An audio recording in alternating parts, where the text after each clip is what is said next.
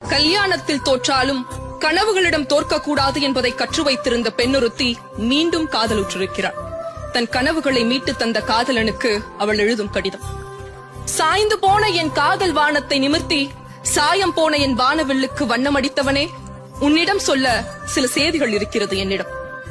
காதலின் செடியில் இவர்கள் கட்டி வைத்திருக்கும் கதைகள் ஏராளம். ஒரு செடியில் ஒரு பூதான் என்றார்கள், பின்னர் ஒன்றுதிர்ந்தால் இன்னொன்று பூக்கட்டும் என்றார்கள். நான் கேட்கிறேன், ஒரு பூ தானே உதிர்ந்தால்தான் இன்னொன்று பூக்க வேண்டுமா என்ன?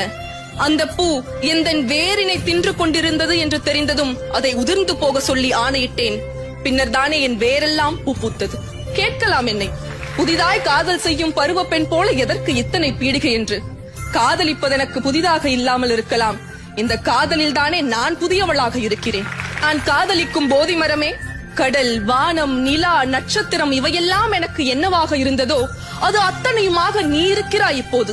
எந்தன் வாழ்வின் சௌந்தர்யம் நீ.